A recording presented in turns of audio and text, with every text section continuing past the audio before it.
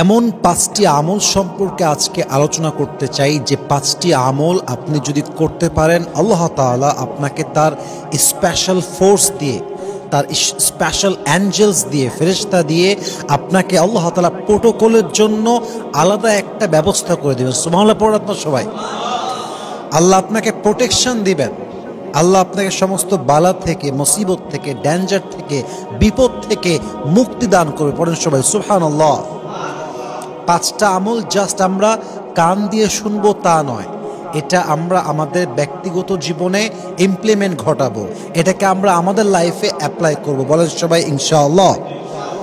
1 নম্বর আমলটা শেখাতে চাই। আল্লাহ রসুল বলেছেন, মান ক্বালা সুবহানাল্লাহ ওয়ালহামদুলিল্লাহ ওয়াল্লাহু আকবার ফিস সাবাহি ওয়াল মাসাই কানাত লাহু জান্নাহ।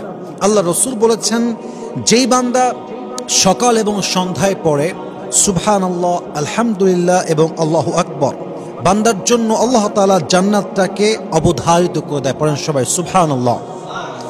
এবং আল্লাহ রসুল বলেছেন, এই 3টা জিকির এমন একটা জিকির, যেই জিকিরগুলো করলে আল্লাহ তাআলা বান্দার জন্য সুরক্ষার ব্যবস্থা করে দেন, আল্লাহ নিজে তার হেফাজতের দায়িত্ব নিজ জিম্মায় নিয়ে নেন। পড়েন সবাই সুবহানাল্লাহ।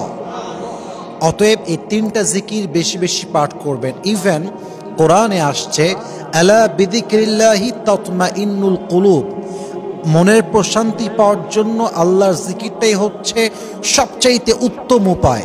আল্লাহর জিকির না থাকলে মনের শান্তি কোথাও খুঁজে পাওয়া যায় না। ইভেন হাদিসে আসছে, আফযলু যিকির সুবহানাল্লাহ, আলহামদুলিল্লাহ, লা ইলাহা ইল্লাল্লাহ, আল্লাহু আকবার।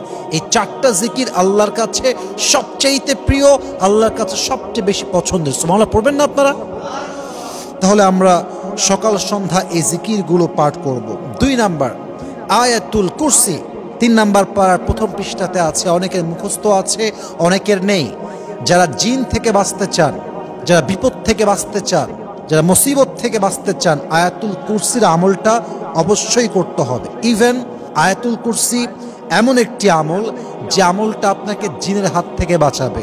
আয়াতুল কুরসি এমন একটা আমল, আপনি বিপদে পড়ে গেছেন, চতুর্পার্শ্ব অন্ধকার, কিছু দেখা যায় না, মনে হচ্ছে এই তো শেষ, দেয়ালে আমার পিঠ ঠেকে গিয়েছে, আয়াতুল কুরসি আপনাকে সে বিপদ থেকেও রক্ষার ওয়াসিলা হিসেবে কাজ করবে। সুবহানাল্লাহ পড়ো সবাই। আল্লাহর হাবিব বলেছেন, মান ক্বারা আয়াতুল কুরসি, যে ব্যক্তি আয়াতুল কুরসি পড়ে প্রত্যেক নামাজের পরে, লাম ইয়ামনাহু মিন দুখুলিল জান্নাতি ইল্লাল মাউত, সে ব্যক্তি এবং জান্নাতের মাঝে একটাই দেওয়াল থাকে, এটার নাম মৃত্যু। সে মরে না, তাই সে জান্নাতি হয় না, সে মরলেই জান্নাতি হয়ে যাবে। সুবহানাল্লাহ পড়বেন না আপনারা? অতএব আয়াতুল কুরসি ইজ দ্য মোস্ট পাওয়ারফুল, এটা অনেক শক্তিশালী। 5 ওয়াক্ত নামাজের পরে বিপদে পড়লে, জিন ধরলে এই আমলটা আমরা সকলে করব। বলেন সবাই ইনশাআল্লাহ। 3 নাম্বার তাসবিহ এবং দোয়া করার একটা অভ্যাস করবেন।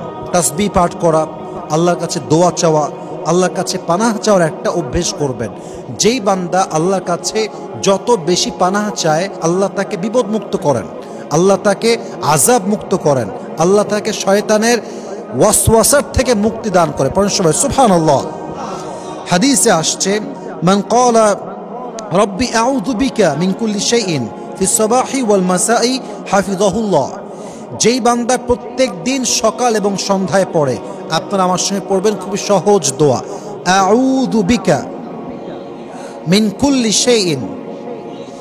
এর অর্থ হচ্ছে, আল্লাহ আমি তোমার কাছে পানাহ চাই সমস্ত খারাপি থেকে, সমস্ত আপদ থেকে, সমস্ত বিপদ থেকে। সকাল এবং সন্ধ্যা এই আমলটা যে বান্দা করবে, আল্লাহ তাকে সমস্ত বালার থেকে, বিপদ থেকে মুক্তি দান করবে। পড়েন সবাই সুবহানাল্লাহ। 4 নাম্বার সুন্নত নামাজ বেশি বেশি পড়া। হাদিসে আসছে যে এই সুন্নত নামাজটা আপনার জন্য প্রোটেকশন হয়ে কাজ করে। যারা সুন্নত পড়ে বেশি, যারা সুন্নতের আমলে অভ্যস্ত হয়ে যায়, তাদের জীবনে আল্লাহ তাআলা বরকত দান করেন, তাদের জীবনটাকে আল্লাহ তাআলা নিজে ফেরেশতার মাধ্যমে প্রোটেকশন দিয়ে দেয়। সুবহানাল্লাহ পড়বেন না আপনারা সবাই? অতএব যদি আপনি প্রোটেকশন পেতে চান আল্লাহর ফোর্সের মাধ্যমে, আল্লাহর ফেরেশতার মাধ্যমে, আল্লাহর দায়িত্বে যদি আপনি যেতে চান, বেশি বেশি সকাল এবং সন্ধ্যা প্রত্যেক নামাজের পরে ফ্রি টাইমে সুন্নত নামাজ যা যা আছে, সুন্নত আমল যা যা আছে, এই আমলগুলো করবেন। রাজি আছেন তো ইনশাআল্লাহ? 5 নাম্বার, ঘর থেকে বের হওয়ার সময় আল্লাহর নাম স্মরণ করে বের হওয়া। ঘর থেকে যখন বের হবেন আল্লাহকে স্মরণ করে বের হওয়া।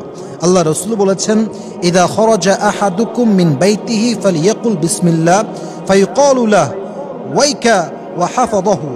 আল্লাহর হাবিব বলেছেন, যে ব্যক্তি ঘর থেকে বের হওয়ার আগে বিসমিল্লাহ বলে, আল্লাহ তাকে তার দায়িত্বে নিয়ে নেন, আল্লাহ তাকে সমস্ত বালার থেকে, বিপদ থেকে, মুসিবত থেকে নিজেই রক্ষা করেন। সুবহানাল্লাহ পড়েন সবাই।